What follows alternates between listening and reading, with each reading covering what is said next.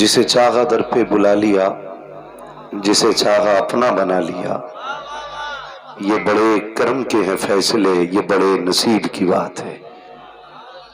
आपने बड़ी मोहब्बतों से अब तक इस महफिल को सजाया। मैं दिली मुबारकबाद पेश करता हूँ कमेटी के तमामी अफराद को और उन तमाम उलमाए सुन्नत को जो कमेटी के शाना बशाना है और कमेटी की रहनुमाई कर रहे हैं। अक्सर हिंदुस्तान में ये गलत रस्म देखी जाती है कि जब किसी बुजुर्ग का उर्स आता है तो वहां पे ढोलक वाले पहले आ जाते, लेकिन ये वो जमीन है। मैं बहुत खुशी महसूस कर रहा हूँ, मैं उस जगह बैठा हूँ जहाँ बुजुर्ग के उर्स पे तमाशा नहीं लगा के मदीने वाले की महफिल सजी हुई है। अल्लाह ताला आपकी नस्लों को सलामत रखे, आपके घरों को सलामत रखे। यकीन जाने भाई ताहिर रजा ने बिल्कुल सच्ची बात कही थी कि इस गुंबद की ये लकीरें देख के बरेली का अहमद रजा याद आ गया। ये सच्ची बात है। जब मेरी पहली नजर पड़ी गुंबद शरीफ पे तो डायरेक्ट मेरा दिमाग बरेली पहुंचा। मुझे ऐसा लगा पहली नजर में कि मैं गुंबद रजा देख रहा हूं। तो ये कलर ही बता रहा है कि ये मजार वाले भी बरेली वाले हैं और ये आशिक भी बरेली वाले हैं।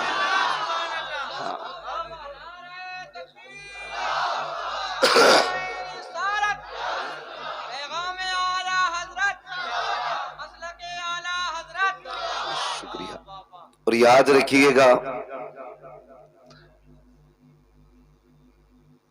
इधर भी खान है और उधर भी खान है।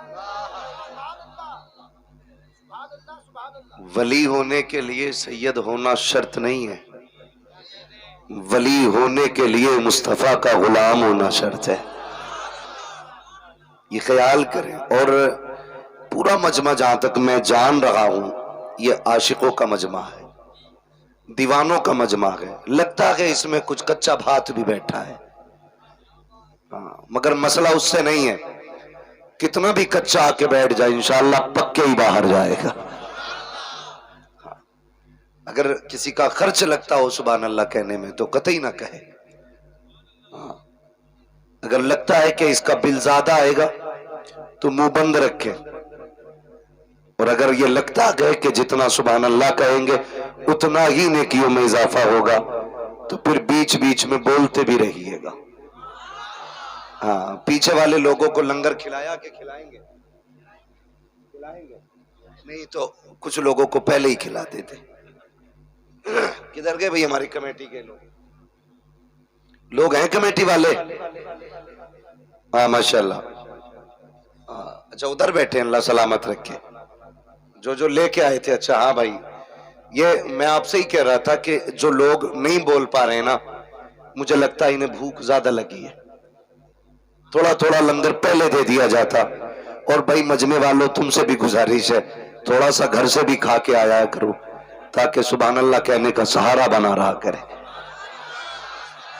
जो अपने घर से भी खा के आया है और ये सोच के खा के आया है कि ये भी तुम्हारा है वो भी तुम्हारा है, जिसका ये अकीदा है खाते हैं तेरे दर का, पीते हैं तेरे दर का, पानी है तेरा पानी, दाना है तेरा, सिर्फ वही बोले जरा सुभान अल्लाह। माशाअल्लाह, अल्लाह सलामत रखे। तो मैं दिली मुबारकबाद पेश करता हूँ अरकान कमेटी को, अल्लाह आपको सलामत रखे। यकीन करें बड़ा दिल दुखता है जब कहीं किसी वली के मजार पे ढोलक बजती देखते हैं, बहुत तकलीफ होती है। ऐसे लोगों ने मजार वालों को समझा ही नहीं है। दो बातें होती हैं, या तो मजार वाला गलत था या फिर बाद वाले गलत है। भाई परवाह नहीं है, बात शरीयत बयान करनी है और शरीयत ना मेरे बाप की है ना आला हजरत के बाप की है, शरीयत रसूल पाक की है। सीधी बात है। अगर किसी मजार पे ढोलक बजती है तो ख्याल आता या तो मजार वाला गलत था या ये बाद वाले गलत है। क्यों? उसकी भी वजह सुन ले। नाराज ना होना, नाराज ना होना। अगर आप ये कहें हमारे हजरत ढोलक बजाते थे तो फिर मजार वाले ही गलत था। और अगर कहो नहीं जी हम बजवाते हैं तो फिर आप गलत हैं। इसलिए कि किसी भी मजार पे आप जाइए, चाहे मुजाहिद मिल्लत की चौखट हो, चाहे हाफिज मिल्लत की चौखट हो, चाहे ताजुशरिया की चौखट हो, चाहे मुफ्ती आजम की चौखट हो, चाहे आला हजरत की चौखट हो, सारे वलियों को आप खंगालिए और पूछिए आप जो वली बने हैं वो कैसे बने। क्या ढोल गले में लटका के विलायत मिली, तमाशों में बैठ के विलायत मिली? आप इनकी पूरी तारीख पर डालिए, दुनिया यही बताएगी हमने इन्हें या तो कुरान पढ़ते देखा था या हमने नमाज पढ़ते देखा था। दो ही बातें मिलेंगी। कोई कहेगा या तो कुरान पढ़ते देखा या नमाज पढ़ते देखा। वली ढोलक से नहीं बना करते, वली या तो सजदों से बना करते हैं या कुरान की तिलावत से बना करते हैं। ये गलत रस्म अहले सुन्नत में राइज की गई। ढोलक बजा करके वलियों को राजी नहीं किया जाता, बल्कि उन्हें चिढ़ाया जाता है और उन्हें बताया जाता है जिस ढोलक से तुम बजते रहे हम वो बजा के दिखाएंगे, जिस तमाशे से तुम रोकते रहे हम करके दिखाएंगे। तुमने जिंदगी भर जिन औरतों को पर्दे में रहने का हुक्म दिया उन्हें मजार पे ला करके नचा के दिखाएंगे। मसीयत कहती है नादान धोखे में गए, तू कुछ नहीं बिगाड़ सकता है, जितना नाचेगा अपना बिगाड़ेगा। कब्र में आ जा तब पता चलेगा यहाँ ढोलक का राज नहीं चलता, अगर यहाँ चलता है तो मदीने वाले की सुन्नत का राज चला करता है।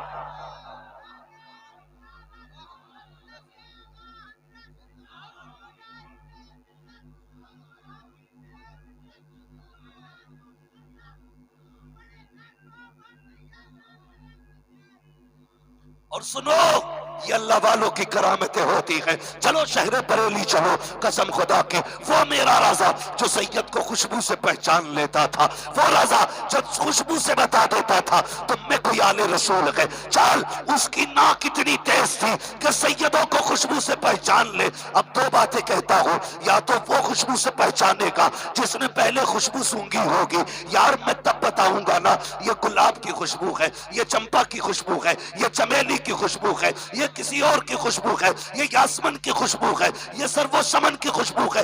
कब बताऊंगा? जब मुझे गुलाब का पता होगा, जब चमेली का पता होगा, जब चंपा का पता होगा, जब यास्मिन का पता होगा। इमाम अहमद रजा ने जब ये कहा था तुम में कोई आले नबी है, उसके अंदर से मुस्तफा की खुशबू आ रही है। बता अहमद रजा तुझे कैसे पता चला कि ये खुशबू मुस्तफा की है? तो आवाज आती है, मुझसे पूछता है। हकीकत तो ये है जब मुस्तफा को देखा था तब ये खुशबू महसूस की थी और मैंने तभी कह दिया था, मैंने तभी कहा था उनकी महक ने दिल के गुंजे खिला दिए गए, दूसरा चल दिए गए, कूचे बसा दिए।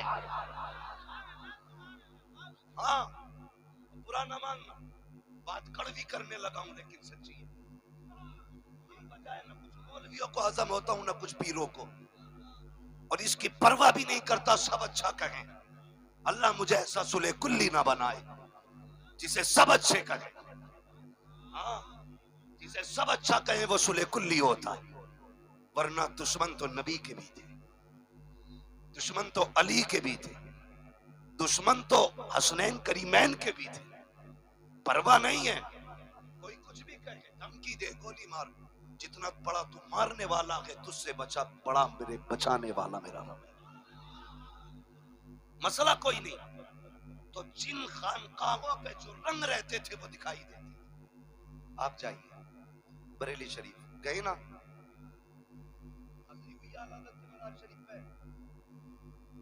ना हाजरी, निकलने के बाद घंटों तक बदन से आला हजरत के मजार की खुशबू नहीं जाती है, अलग ही खुशबू है। हमने ये तमाशे बना दिए, खेल तमाशे, और उसमें जो बदतमीजियां होती है मेरी कौम, मैं सिर्फ समझाने आया हूं, गोली चला के मनवाने नहीं, सिर्फ समझाने आया हूं। हालात क्या है मेरे मुल्क के ये सब देख रहे, बेटियां मुर्तद हो रही हैं, जो बची है वो बाप की दहलीज पर रो रही है। हाथ पीले करने के लिए बाप के पास पैसा नहीं है, लेकिन मिंबर बना करके उस पे जब एक तरफ नाचने वाला और नाचने वाली होती है, मेरी कौम का जवान गड्डियां लेके उठता है और पानी की तरह पैसे को बहाया करता है। मेरी कौम के जवान जरा दिल पे हाथ रख के बता, ये पैसा कितनी मेहनत से कमाया जाता है। कभी मुंबई गए हो इस पैसे को कमाने के लिए, कभी दिल्ली गए हो पैसा कमाने के लिए, कभी सऊदिया गए हो पैसा कमाने के लिए, कभी दुबई और कुवैत गए हो पैसा कमाने के लिए। तब जाकर के ये पैसा हासिल हुआ है। शरीयत की नजर में तेरे पैसे की अहमियत क्या है? मुस्तफा फरमाते हैं, अगर मोमिन की हलाल कमाई का पैसा, मेहनत का कमाया हुआ पैसा अगर कब्र में गिर जाए, तख्ते लगा दिए जाएं, पूछो इन उलमा से, बाप ने चेहरा नहीं देखा है तो उसके लिए तख्ता नहीं हटाया जाएगा। माँ ने बेटे को नहीं देखा, तख्ता नहीं हटाया जाएगा। भाई ने बहन को नहीं देखा, तख्ता नहीं हटाया जाएगा।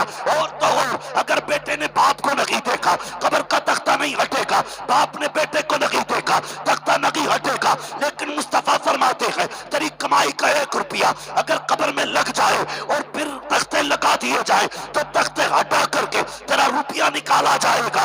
इसलिए कि तेरे रुपये की बड़ी अहमियत है। तूने इस पैसे को जाके नचनियों पे लौटाया, तमाशाइयों पे लौटाया, गुंडों पे लौटाया। क्या कि अच्छा होता इस पैसे को लेता, किसी यतीम बेवा के दरवाजे पे जाता, जिसकी बेटी बैठी थी, पैसे नहीं थे जगह इसके लिए, वो पैसा जा करके उस बेवा की गोद में डाल देता। कसम खुदा की, इधर गरीब का घर खुशहाली में बदल जाता। अल्लाह तेरी कब्र को मुस्तफा के नूर से मामूर फरमा दे।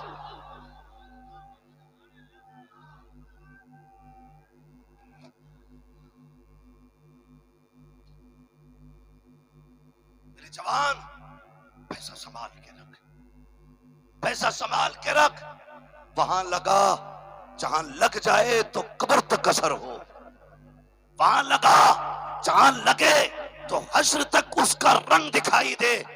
लेकिन अफसोस करूं मैं, क्या कहूं, हम लोगों को तो लोग कह देते इनका काम ही बोलने का, ये तो मौलवी है, पुरानी बातें करते नहीं। पुरानी बातें जरूर है, लेकिन बातें उमर वाली है, बातें अबू बकर वाली है, बातें उस्मान वाली है, बातें अली वाली है। हम खुदा की कसम ज्यादा पुरानी बात नहीं करते, हम सिर्फ 1400 साल पुरानी बात करते हैं। वो बात करते हैं जो मुस्तफा ने हमें बताई है। और नौजवानों, बदल दो अपने आप को। डॉक्टर इकबाल ने कहा था, न संभलोगे तुम मिट जाओगे। एक हिंदी मुसलमान हो, तुम्हारी दास्तां तक भी न होगी। दास्तानों में अगर तुम मुस्तफा के हो गए तो याद रखना कि मोहम्मद से वफा तुमने तो हम तेरे हैं। ये जगह चीज है क्या हो कलम तेरे। इसलिए मैं दिली मुबारकबाद पेश करता हूं अराकीन कमेटी को।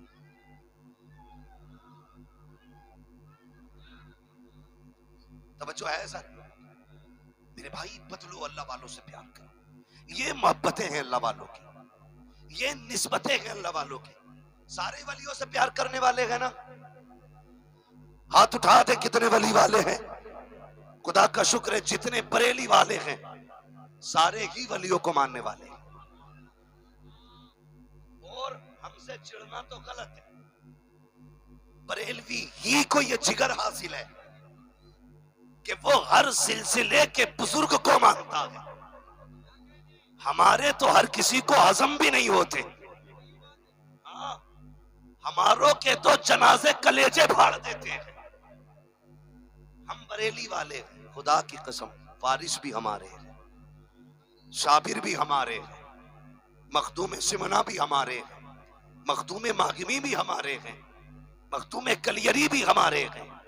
गलत ना समझिएगा, हम बरेली वाले हैं। जितने भी वली हैं सारे ही हमारे हैं। मैं इसलिए कहता हूं, देखिए, मोहताज होके मर जाना, गरीब होके मर जाना, लेकिन वहाबी होके न मरना। अगर मरना है तो बरेलवी होकर ही मरना है, बरेलवी होकर के मरना है। बरेलवी क्या आ गई है? एक निस्बत है, मसलक नहीं है, निस्बत है। और ये निस्बत क्यों इतनी आम हुई? सारे ही सुन्नी कहते हैं ना अपने आप को, वहाबी भी अपने आप को अहले सुन्नत कहते हैं, अहले हदीस भी अहले सुन्नत कहते हैं। अब जब सारे अहले सुन्नत कहते हैं तो ये कैसे पता चलेगा अहले हक कौन है? अहले हक कौन है, सच्चे सुन्नी कौन है? तो हमारे बुजुर्गों ने कहा कि उसके नाम के साथ मसलक आला हजरत जोड़ दो।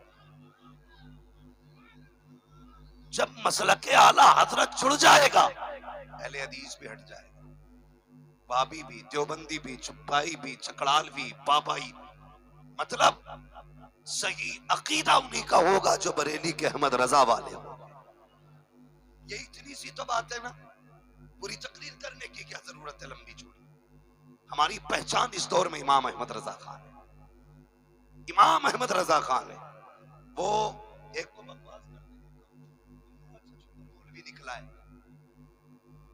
हाँ, नया छछूंदर आया है, बदबू फैल रही है, होशियार रहना। शैतान कई भेष बदल के आता है, लेकिन याद रखिए हम बरेली वाले हैं, हमको तो हर लिबास में आते हो तुम नजर, धोखा वो खाए जो तुम्हें पहचानता ना हो। हम माइक रंग में बदले यार, पीर और मौलवी बदल रहे, ठीक है, माइक जरा ठीक है। हाँ, तो ये हालात हैं हमारी कौम के। उम्मीद करूं इंशाअल्लाह बचेंगे शैतानी फितनों से। बोलो इंशाअल्लाह, जोर से बोलो इंशाअल्लाह, बचेंगे इस तमाशों से। वो देख तो सही, वो देख सही, अल्लाह वालों की आप जिंदगी रखें। तारीख में बहुत बड़ा नाम है बाबा फरीद गंजे शकर रहमतुल्लाह अलैह।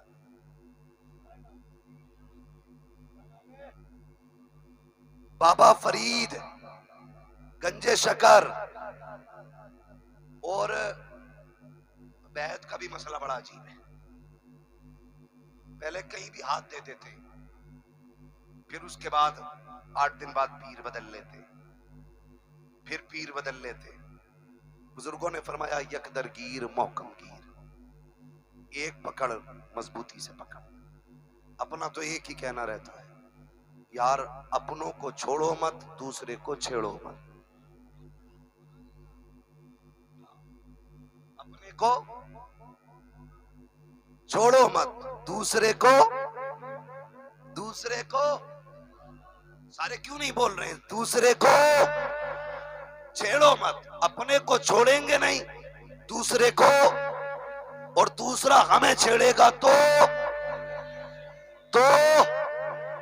छोड़ेंगे नहीं। ऐसा बन के तेरे अंदर तेरे पीर का रंग दिखाई दे, तेरे पीर का रंग दिखाई दे। एक साहब कहने लगे यार बरेलवी जो है ना जज्बाती होते हैं। मैंने कहा क्यों? बोले कहीं भी हंगामा काट देते। मैंने तुझे इश्क के रंग नहीं मालूम है? फरमाया गया जब हुजूर पे नात पढ़ो ना, हुजूर पे दुरूद पढ़ो, तो ऐसा पढ़ो कि देखने वाले तुम्हें दीवाना कहे, देखने वाला तुम्हें दीवाना कहे। बोले यार ये दीवाने लोग होते। मैंने कहा शुक्र है ये डिग्री हमें मदीने से मिली है, ये डिग्री हमें मदीने से मिली है। और एक बात बता दूं, मेरा मुजाहिद भी आशिक, मेरा आला हजरत भी आशिक, तो जाहिर है जो नाम लेने वाला होगा वो भी आशिक होगा। और आशिक कौन होता है? चल बिलाल को देख, रंग है इश्क का, कोयलों पे लेटे, चर्बी चल रही है, लेकिन नारे आहद आहद के हैं। उमैया ने कहा था बिलाल कब तक नारे लगाएगा? आपने फरमाया तू कब तक मारेगा? उसने कहा जब तक छोड़ नहीं देगा मारूंगा। फरमाने लगे बस तू हार गया। कहा क्यों? कहा एक एक कतरा लहू का जब तक बह नहीं जाएगा बिलाल अपने महबूब का नारा लगाना नहीं छोड़ेगा। ये इश्क के रंग है। और तुझे क्या पता इश्क क्या होता है? आला हजरत ने यूं ही नहीं कहा, फरमाते हैं इश्क तेरे सदके चलने से छुटे सस्ते, जो आग बुझा देगी वो आग लगाई। वो इश्क कर यार, दीवानापन के इश्क कर। हमें इसी इश्क पे तो नाज है। क़यामत में अल्लाह पूछेगा नमाज लाए हो? गारंटी। ज़कात, हज, रोजे, फिर क्यों आ गए? बस उनकी तरफ देखेंगे। मालिक अपने पास तो कुछ नहीं है, तेरे महबूब के दामन के सहारे आए हैं। ये मैं ये नहीं कहता नमाज ना पढ़ो, पढ़ो, लेकिन कयामत में भी इश्क मुस्तफा ये काम आने वाला, इश्क होना चाहिए। और मेरे हुजूर का इश्क जो होता है ना, ये जज्बाती है। जरूरी नहीं है हुजूर पे वही जान दे जिसकी एक मुश्त की दाढ़ी हो, जरूरी नहीं है हुजूर के लिए वही सर कटाए जो जुब्बा साफे वाला है। बात हुजूर की आएगी ना, तो जितनी आगे मौलवी जाएगा उससे आगे स्कूल का पढ़ने वाला बच्चा जाएगा। ये इश्क है मेरे हुजूर का। यहीं आके दुनिया थक जाती है, मगर जानते हो बिलाल ने कोयलों पे बदन रखा, चले आग से हुजूर ने कितना पसंद किया। एक दिन गुजर के जा रहे हैं, निगाह पड़ गई बिलाल के जिस्म को जलाया जा रहा है, घोड़े मारे जा रहे हैं। अल्लाह अकबर। किसी ने कहा था बिलाल तो उनके इश्क में पिट रहा है, क्या एक बार भी तेरी खैरियत के लिए वो आए कि नहीं? और जब वो नहीं आए हैं तो बता फिर उनसे कैसा प्यार करता है कि उनके नाम पे इतनी मार खा रहा है। तो बड़ा तारीख साथ जवाब दिया था बिलाल ने, कहा था लोगों जब औरतें बाजार जाती हैं या मर्द जाते हैं बर्तन खरीदने के लिए, तो मिट्टी के बर्तन को पहले बजा के देखा जाता है, कच्चा है कि पक्का है। अगर पक्का होता है तो खरीदा जाता है, कच्चा होता है तो छोड़ दिया जाता है। का ये भी तो हो सकता है मेरा महबूब मुझे बजा के देख रहा है, बिलाल कच्चा तो नहीं है, बिलाल कच्चा तो नहीं है। का बिलाल अभी इम्तिहान से गुजर रहा है। अल्लाह अकबर। फिर वो दिन भी आया, मेरे नबी ने कहा काश मैं अपने बिलाल को खरीद पाता, इतना सुनना था। दूसरा यार खड़ा हो गया जिसको दुनिया अबू बकर कहती है, सच्चा दोस्त कहती है। कहते आका अगर खरीदने की बात है देर न कीजिए, बताइए बिलाल आपका है, खरीद के अबू बकर सिद्दीक लेके आए।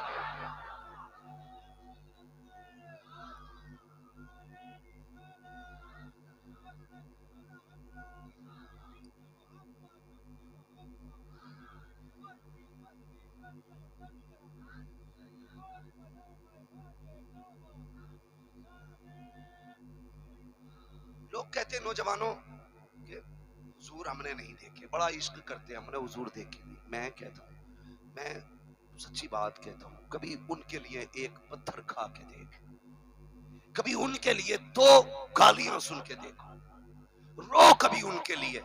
अगर ख्वाब में आके तेरे आंसू अपने मुबारक हाथों से साफ ना करें तो फिर नाम बदल के रख देना। उनसे ज्यादा तो गुलामों से प्यार करने वाला ही कोई नहीं है, ही नहीं कोई। वो तुमने नहीं सुना, वो गरीब था, हजाम, बाल काटता था, कितनी कमाई होती है, बहुत कम। बड़ी मेहनत से उसने पैसे इकट्ठे किए, हुजूर के रोजे तक पहुंच गया हज करने के लिए। पलट के आया ना तो आंखें बंद ही रखता था, खोलता ही नहीं था। किसी ने कहा हाजी साहब हमेशा आंखें बंद क्यों रखते हो? कहने लगे इसमें एक राज है। जो है ये खत्म कर लिया। कहने लगे इसमें एक राज है। कहा क्या? कहा मैं तड़पते तड़पते एक जमाने तक हुजूर के रोजे पे पहुंचा। जब गुंबद खजरा पे मैं गया ना तो दिल चाहता था जालियों से लिपट जाऊं, जालियों से लिपटने का मन चाहता था, लेकिन पास में मुतव्वा खड़ा था। मगर मेरे दिल ने और इश्क ने ना अंगड़ाई ली, मैंने दौड़ के हुजूर की जाली पकड़ ली। मुतव्वा ने कहा शिर्क बिद्दत बिद्दत, मैंने उसकी नहीं सुनी। मैंने कहा हट परे को, बड़ी मुश्किल से यहां तक पहुंचा हूं। जब मैंने जाली पकड़ी, छुड़ाने की कोशिश की उसने, मैंने नहीं छोड़ी। उसने दोनों हाथों से लाठी मारी। जब दोनों हाथों से लाठी मारी, मैं ठहरा बूढ़ा, मेरी उम्र भी काफी कमजोर था। इतनी जोर से लाठी लगी कि मैं बेहोश होके गिर गया। कहता इधर आंख लगी है, उधर मेरे हुजूर मेरे पास तशरीफ ले आए। नारे तकबीर, नारे रिसालत, मसलके आला हजरत, मसलके आला हजरत, उर्से मुकद्दस, उर्से मुकद्दस, नारे रिसालत, मुफ्ती हम्माद रजा, मुफ्ती हम्माद रजा साहब किबला, नारे तकबीर। और सुने क्या कहते हैं, फरमाते हैं कि हुजूर आए ना, मैंने देखा मेरा सर हुजूर की गोद में, और जिस हाथ पे लाठी लगी है ना, मेरे आका ने एक हाथ यूं रख रखा है, दूसरा हाथ यूं रख रखा है, और हुजूर मुझे देख के कहते हैं, बाबा आंसू न बहा, महबूब तक आने के लिए लाठियां तो खानी पड़ा करती हैं, लाठियां खानी पड़ा करती हैं। यार मैं कह रहा हूं ना, उनके लिए आंसू बहा के देखो। दुनिया जानती है मुजाहिद मिल्लत ने जेल काटी, मगर कसम खुदा की, जब आप जेल में थे ना, जेल में जब आपको डाला गया था, उस वक्त एक आलिम ने ख्वाब देखा था कि बहुत सारे उलमा मदीने शरीफ में हैं और सबकी मेजबानी मुस्तफा फरमा रही है। दस्तरखान बिछाया, उलमा बैठे हैं, हुजूर का दस्तरखान है, खाने वाले उलमा। कहते हैं हैरत हुई कि सारे उलमा अपने हाथ से खा रहे थे, लेकिन मुजाहिद मिल्लत को मदीने वाले अपने हाथों से खिला रहे थे, अपने हाथों से खिला रहे थे।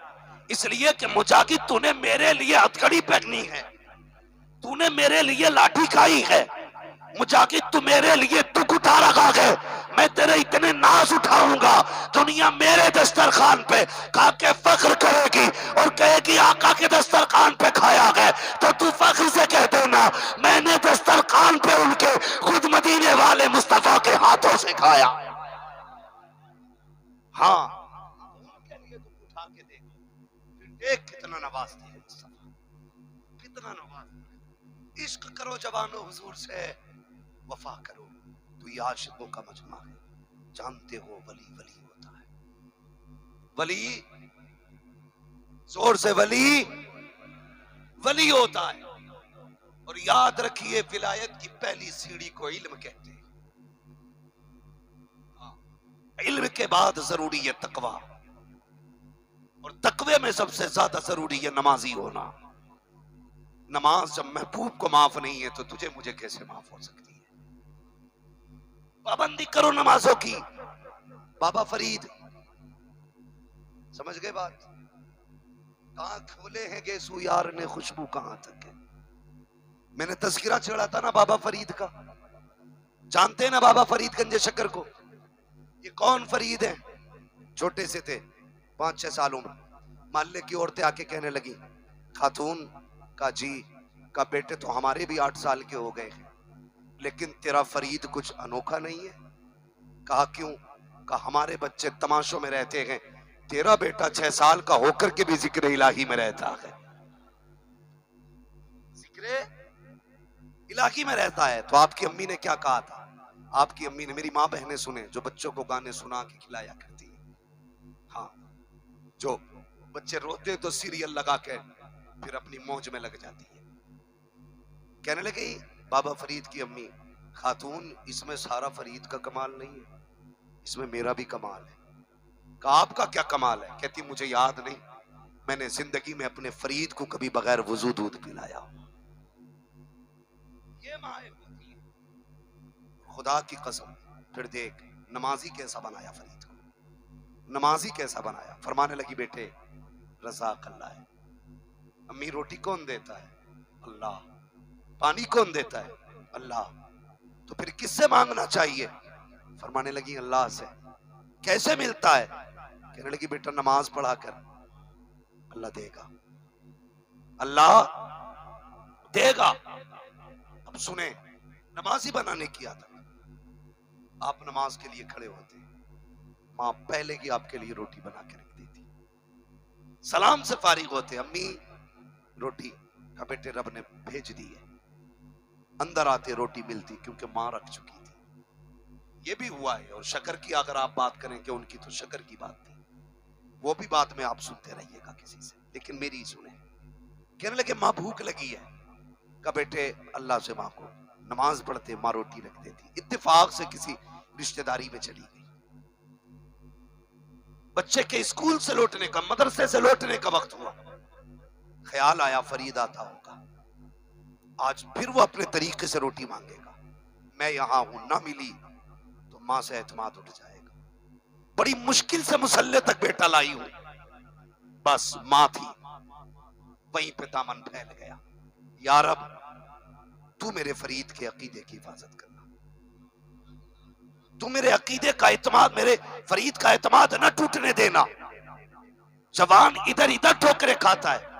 कभी काम ना हो तो माँ के कदमों में बैठ, उससे उठा, कह के दामन उठा के दुआ कर दे। इधर आंचल उठता गए, उधर रहमतों के पर्दे उठा दिए जा। लेकिन जिससे मांगना था उससे मांगा ही नहीं, जिससे मिलता ही नहीं, जिसे खुद नहीं पता शरीयत क्या है, वो तुम्हें क्या देगा। बच के रहो ना उनके चक्कर में तुम भी कूटे जाओगे। पीर का मतलब होता आखिरत में आसानी हो जाए, ये नहीं आखिरत में परेशानी हो जाए। ऐ भाई एक बात बताओ, कोर्ट में जाते हो ना, वकील लेके जाते हो, जितना काबिल वकील होता इतना ही दिल मजबूत होता है, यही है ना।